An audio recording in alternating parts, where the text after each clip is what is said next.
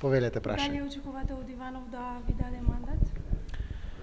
Како што можеме досега да ги фатиме позитивните сигнали, верувам, од наша страна како репрезенти на 67-те пратеници, кои што побара мандат и од господинот Иванов преку неговите изјави, верувам дека сме на добар пат.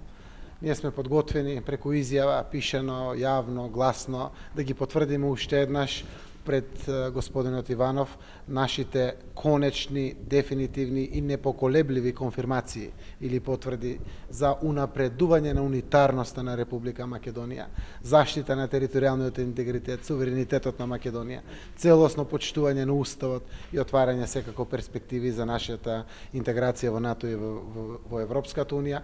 Сето она што е важно за сите граѓани на нашата земја, без разлика на нивната политичка припадност, етничка припадност, социјална припадност или слично. Македонија мора да оди напред и верувам дека преку меѓусебно разбирање и изнаоѓање на решенија преку диалог ќе ги водиме процесите.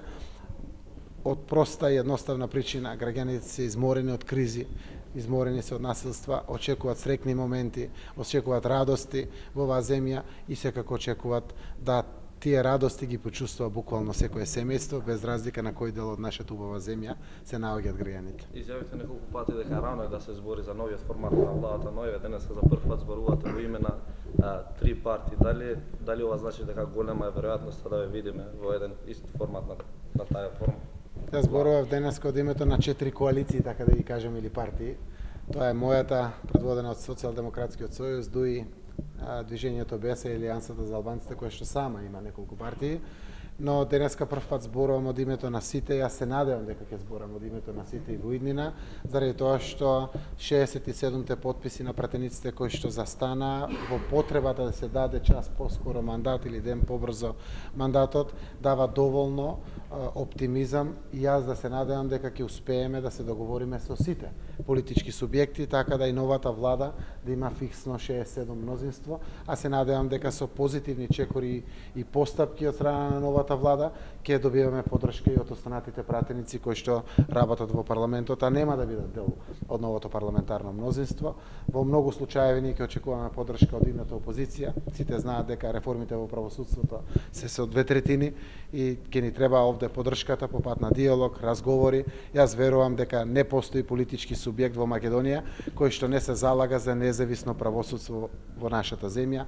Враќањето на правдата и правната држава е императив ако сакаме да бидеме стабилно општество, стабилна држава која што рамноправно ќе се носи со сите современи земји кои што ги познаваме и кон кои што тежнеме. Кога очекувате Иванов да ве повика? Викендот не е. Верувам дека логиката не упатува дека 10 дена за кабинетот на господинот Иванов значат од објавувањето на службениот весник. Така информира, тоа би било веројатно во понеделник, ако се случи. Во рокот од овие 10 дена, најверојатно на вториот, на третиот ден, јас ќе побарам средба.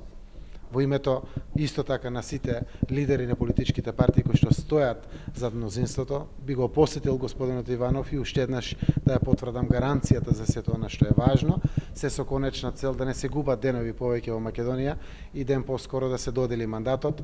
Истовремено знаеме дека и ние нема да трошиме 20 дена никако, можеби 10, можеби помалку 10 дена, да го создадеме владиниот кабинет. Владината програма постои за да веднаш се свика седница на парламентот и согласно деловникот за не подолго 3 дена од свикувањето на таа седница се избере новата влада. Знаете дека пред нас се исправени големи очекувања на граѓаните. Еден дел се правно формални, како што е локалната самоуправа и промената на изборниот законник за закажување на нов период за одржувањето на изборите. Имам намера во духот на традицијата тоа да го правиме заедно со сите парламентарни партии. Само така ќе биде добро за Македонија, а веднаш потоа да тргнеме со она што значи мерки кои што живот значат за граѓаните. Економски мерки, реформи, дефинирање на законски решенија, отварање на дебата, транспарентност, одговорност и преку тоа да ги испратиме позитивните пораки кои што ќе значат чувствување на толку очекуваната слобода, демократија и нормализација на состојбите во Република Македонија. И благодарам на сите.